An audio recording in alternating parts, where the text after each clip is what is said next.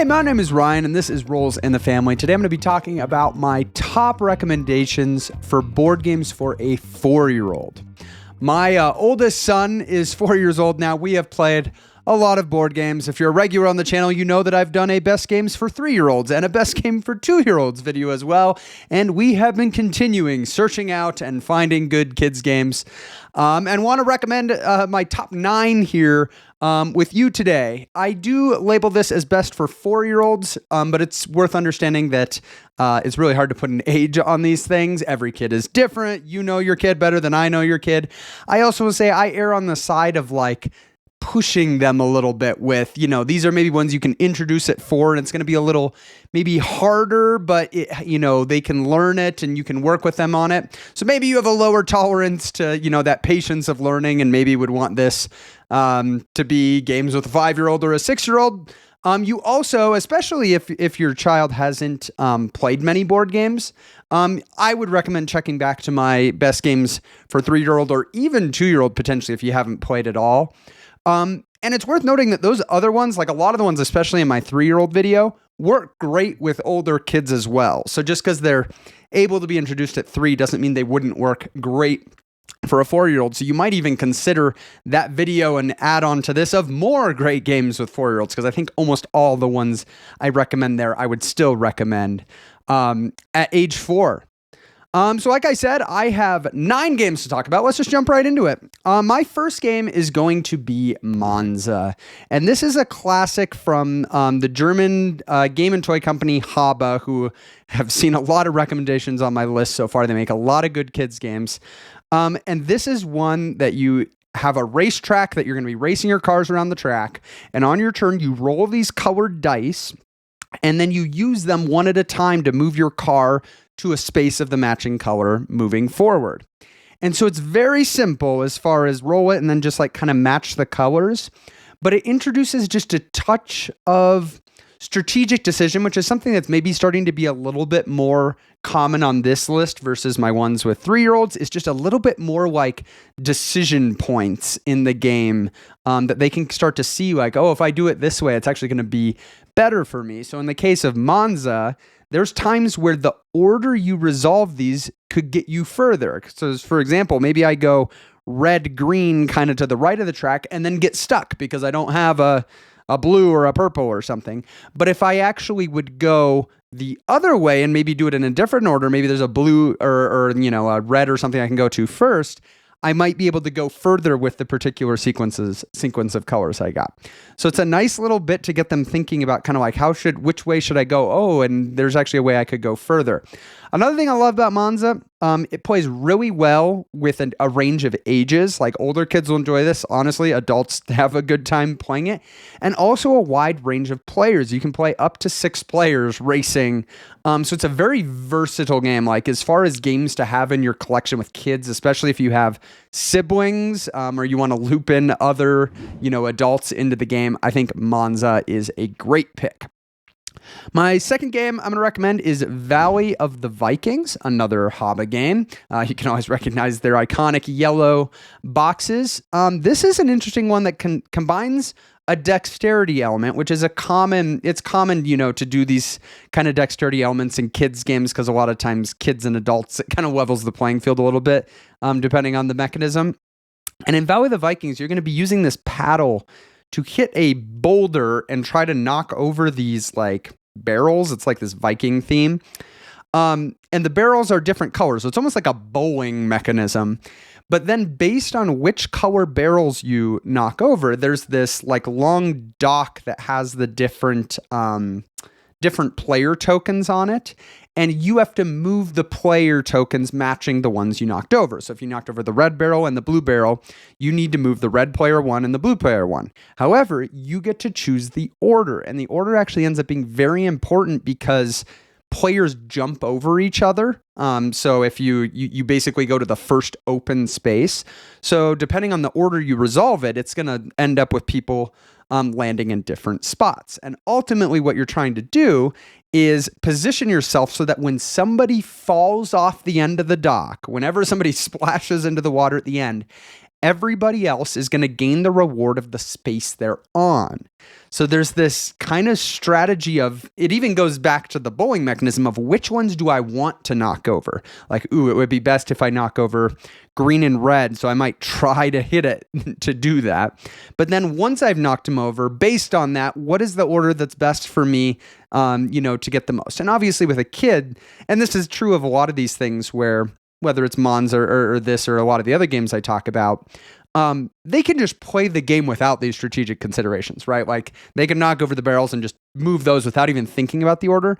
But what's great is as you play more, especially at this age and as they get a little older, they start to see kind of like, oh, and I honestly pointed out at times, like when I'm teaching the game, there's times where I'll go like, oh, but what if you did it the other way, to kind of just like encourage them to kind of see like, oh, I could make this other choice and it would play out a little differently. Oh, that's actually better for me. And they start to kind of see how those strategic decisions come into play.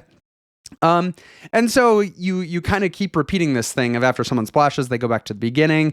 There's different spaces that'll let you steal coins from people or just get coins, and you go until basically all the coins have been claimed, and then that's the end of the game, and it's whoever has the most coins. So kind of a fun combination of a dexterity thing with kind of this puzzle of kind of how to sequence things best to position yourself to get coins. My next one is actually a kid's version of a popular adult hobby game, the Quacks of Quedlinburg. This is Quacks & Co. I think it's called the Quedlinburg Dash.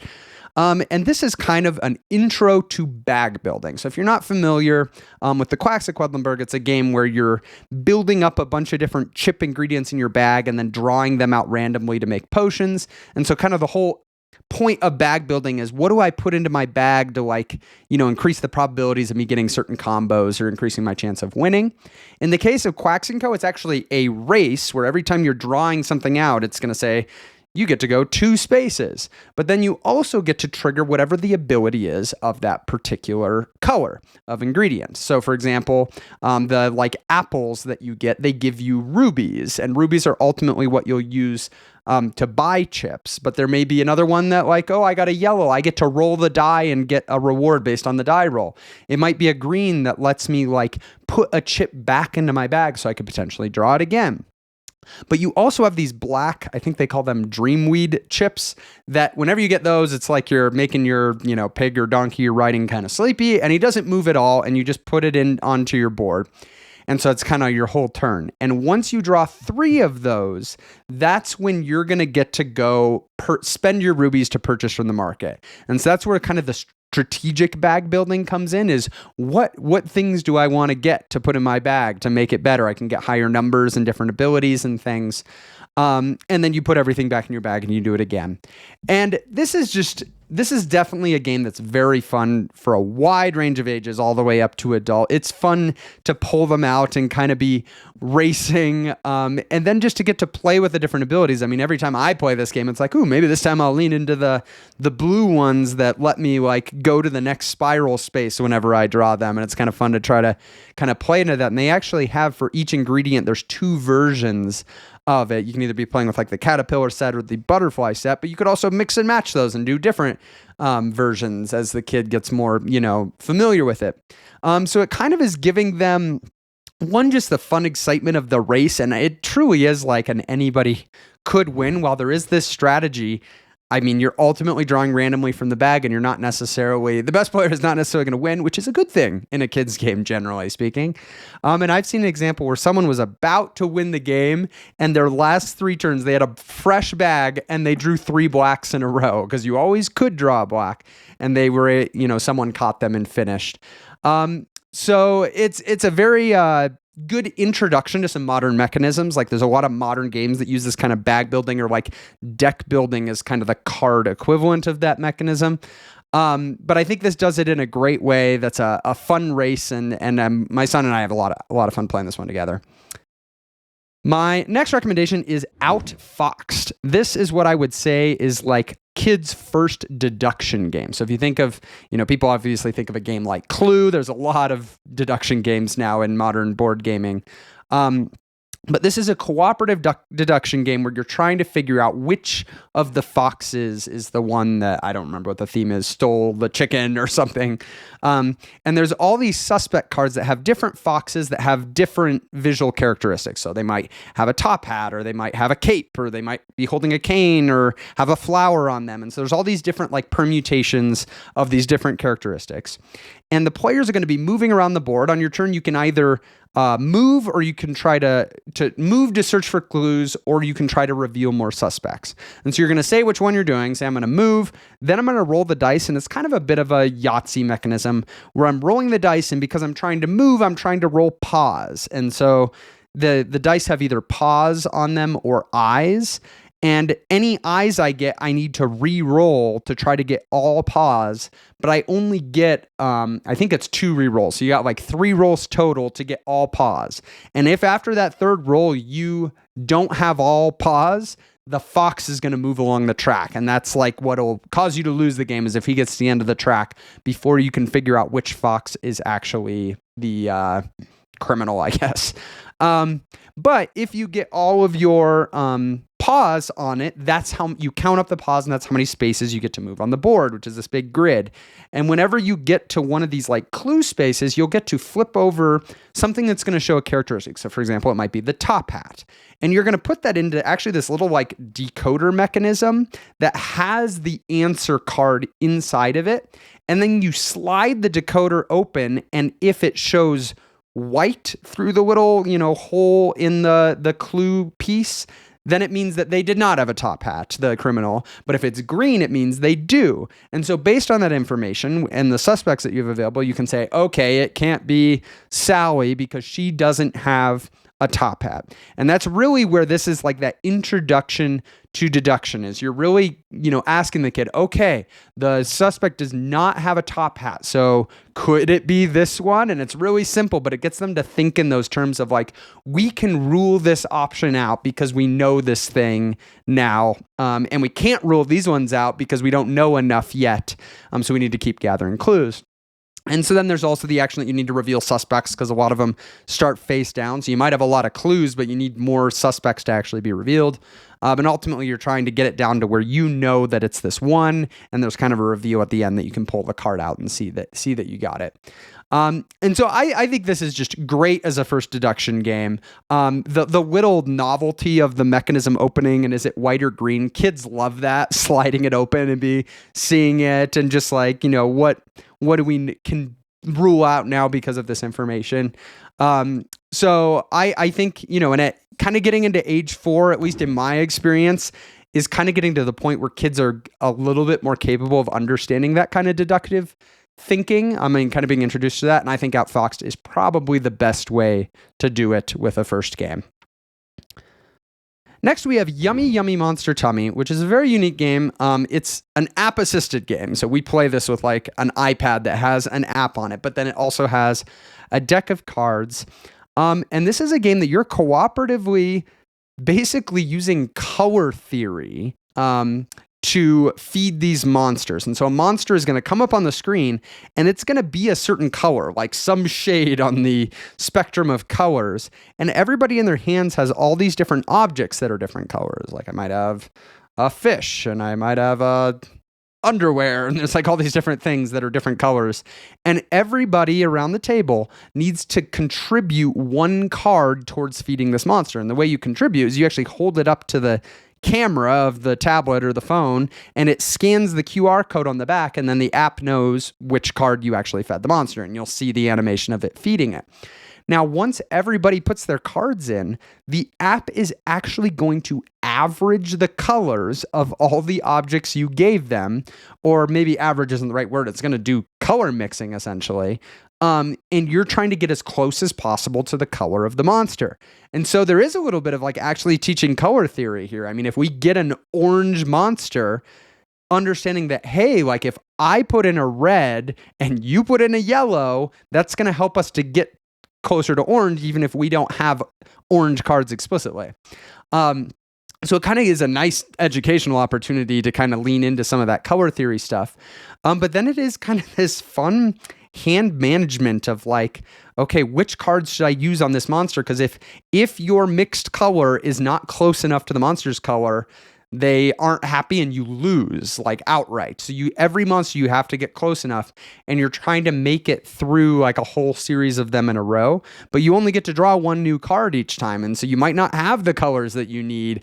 And sometimes you have to kind of work around it to try to like hold on to a certain color. And then it's kind of got a cool thing that you kind of play through. Campaign is a strong word, but there's kind of new levels that unlock new cards, and some of those cards have kind of new abilities that they do different things, pretty simple things, but can add a little bit of strategy with how you are able to kind of work together to do these cards. So really quick, easy game. I mean, the app is doing a lot of it for you. You're just kind of putting the cards in. That lets you kind of lean into color theory and just have a fun cooperative experience together trying to beat these different levels. So definitely one I would recommend. Speaking of, I mentioned Outfoxed as a good first deduction game, and Quacks & Co. is an introduction to kind of bag building. This is the game that I would say is a first kid's introduction to the roll and write genre. This is something that's gotten very popular in recent years, these kinds of games where you roll some dice and then everybody's got like a sheet that they're marking things off or, trying to unlock different things on their sheet. And this is actually a kid's version of a very popular full adult version of it. And this is That's Pretty Clever Kids. And this is a game, it kind of follows a similar mechanism to the non-kids version of this game, where on your turn, you're going to roll the 5 dice, and then you're going to pick all of one color to use. And on your sheet, there's kind of like the 4 different sections of different colors. And so if I took the yellow ones, which I think are the balloons along the top, I would get to X off balloons that match what I rolled going left to right. So I can't skip any. But then everybody else gets to pick a color from the dice I didn't choose. So it's got the nice element of everybody's involved in everybody's turn, because whatever they don't pick, you're going to get to use on your sheet. And so you're trying to kind of like X things off to ultimately score points, but much like it's parent game That's Pretty Clever, it leans a lot into kind of these like triggering of combos, which is very fun. So for example, you might be crossing off balloons and cross off a balloon that has a green circle. That means that when you cross that off, you immediately get to go to the green section and cross something off for free. And you can kind of get chain reactions where maybe what you cross off in the green section lets you cross off a candle in the red section. So it's got that fun comboing element. And then the fact that each section kind of works different. The balloons you have to cross off in order. Candles, you cross them off, but sometimes they're double candles. You'd have to have 2 candles at once to cross that off. You can't do it with just one. There's kind of this grid of presents and candies that whenever you finish a row or a column, you get the reward, which is either a combo into another section or points. There's these stars that you get throughout. And so it's a great kid's introduction to this style of game. And it's honestly just fun to do that kind of comboing, and it's got the excitement of rolling dice and some good decision points, because when you roll those dice, you have to decide like which color grouping is best for me. They'll start to realize like, oh, I can't use this one because that's not the balloon that's next for me, or this. And picking what to use. And then even when you combo, there's sometimes some decisions with which one you cross off with that combo. I highly recommend with these types of games, laminating the sheets. You get a whole stack of sheets, and you can use the paper sheets. We like just use it. We have like an Amazon Basics heat laminator. We just laminate like 4 sheets, and then you can use dry erase on them, and we can just erase them after every game. And so we just keep using the same 4 sheets, which is a nice way to not just like move through all of it. And honestly, and actually this is more of a thing with kids, dry erase is a lot easier to read and a lot just thick and legible on the paper than the pencils that are provided. So it's actually like a functional decision to actually use the dry erase. I think it just helps kids be able to see everything a little better. So That's Pretty Clever Kids. Next up, we have My First Stone Age, which is yet another kids version of a larger game, the game Stone Age. This is a game that kind of takes a memory element, which is very popular in early kids games, especially more traditional kids games. And it kind of puts it into more of a game system that kind of introduces to some of these concepts that are very common in games as they get older, of like collecting resources and then using those resources to fulfill some kind of contract. So in my first Stone Age, there's these huts that a hut might need like 2 clay pots and a stone arrowhead to build that thing. And so the way you're going to acquire these resources is there's all these tokens around the board that are face down. And on your turn, you're going to flip one of them over and resolve it. And so you might flip over one that's anywhere from 1 to 6, like a die roll. And if that's the case, you're going to move that many spaces around the board. And whatever you land on, you're going to take that resource. So if I land on the clay space and there's some clay pots there, I'll get to take one. However, there's also tokens that are the clay pot token or the arrowhead token, or I forget what the other resources are. There's like things that look like plums. I don't know what they actually are. So when you get those, you get to go immediately to that space and get that. There's also one that you can get these dogs that are like wild. And then there's one that lets you go to the space that ultimately you can purchase a hut if you have the resources. And so it's kind of like you want to try to collect the resources so that you can get these huts, because it's a race to build 3 of them. But it's a memory element, because whenever you flip it, these things end up getting flipped back down. So people have to remember where they are. And there's even something that happens. I can't remember if it's someone builds a hut or something else that you actually swap to. And so things can move and people have to kind of remember where they moved. And so the better you remember what's out there, the more strategic you can be, because you're like, oh, I need a clay pot. Oh, if I take this one, I'll be able to get a clay pot. So kind of combining memory with resource collection. How do I collect the things I need to work towards this kind of short-term goal of building a hut? And so I'm personally not a huge fan of memory games in general. I mean, they're good with kids. I just don't enjoy them as much. This one's pretty good. Like, as far as memory games go, it's not just memory. There's a little bit more going on. And even when you're, like, a lot of memory games, it's like, oh, you didn't remember where it is, like, you lose your turn, nothing happens. Whereas this, you're going to get whatever reward you flipped, and it might send you somewhere else or, not be what you thought, but it doesn't just feel like this wasted thing, and you can maybe kind of work it into your strategy. So I think my first Stone Age, especially if you kind of like a memory game with this age group, this would probably be the one I recommend. Next, we have what I would say is maybe the first kids dungeon crawler. So if you're one of these parents that maybe plays these big, heavier dungeon crawl games or RPGs, and you like this idea of having characters and going and fighting monsters and getting equipment and stuff, this is maybe one of the best very first examples into that genre, and this is the Quest Kids.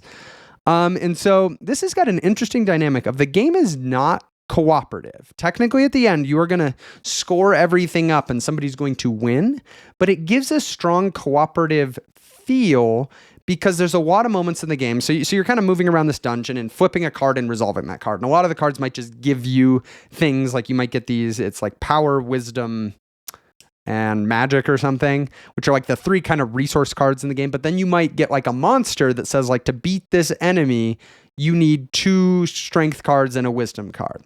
And so if you have those, you can spend them and you take the monster and it gives you points. However, if you don't have all of the cards, you can ask around the table for other people to give you your cards. Which normally in a competitive game, it's like, well, I wouldn't want to help you. However, they incentivized it because whenever you give somebody a card, you get to take one of these kind kid cards that are very powerful. So usually in that exchange, the person getting the kind kid card is getting the better end of the deal. Like they're getting more out of it generally. However, the person getting the card, they wouldn't have been able to beat this thing and take it. They would have kind of wasted a turn if they hadn't gotten that help. So it's this really nice kind of mutual exchange where both sides are happy, and it just creates a nice dynamic. They're kind of going for that kind kid element in it as you're going around and helping each other, even though it ends up being a competitive game.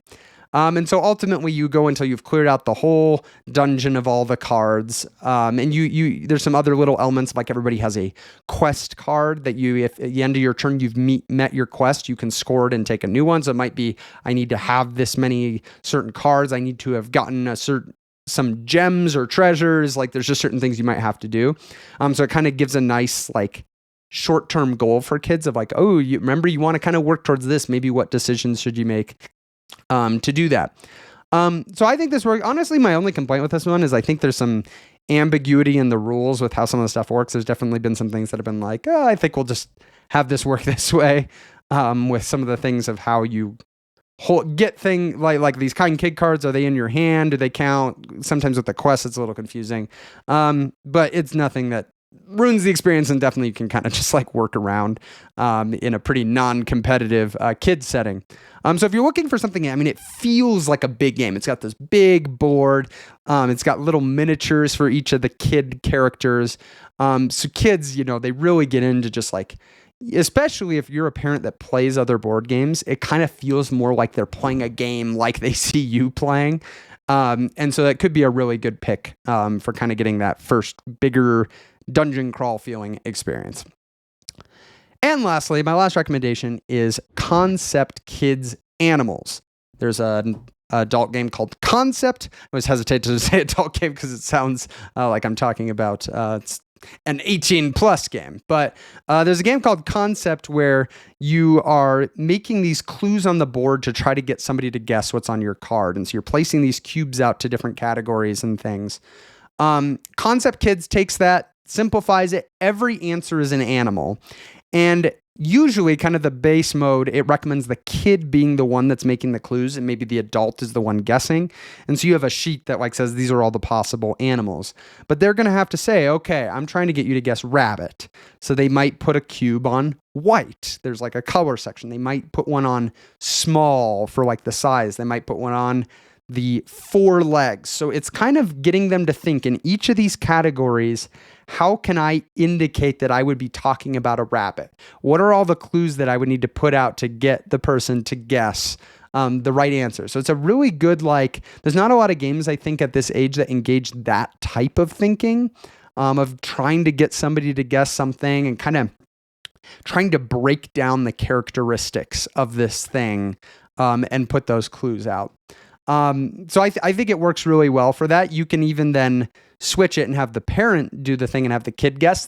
In my experience, that's more difficult for them to look at the characteristics and work back to an animal. Like a lot of times my son will guess things that it's like, well, no, because remember it's small and it's this color and that's none of the things for the animal you just said.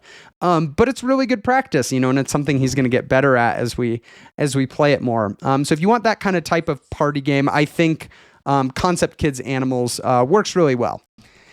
And so that's it. Those are my 9 that I recommend. Like I mentioned at the beginning, you can go and watch. I've linked below my 3-year-old video. Almost all of those would work well with a 4-year-old as well. So if you want more recommendations, and especially ones that maybe skew a little bit lower in complexity, there's some great recommendations there. And hopefully you can find the next one that you and your kids will enjoy. Hey, thanks for watching. Like I said, I have links to all the games I talked about below, as well as a link to the video for recommendations for 3-year-olds. We also have a link to our website. We actually recently finished a whole children's games recommendation side of our website. So we even have recommendations for older than this age that we haven't yet made a video for. So you might browse there if you want to see kind of some more information as well and find some more kids games. Otherwise, some videos here you can check out, and we'll see you in the next one.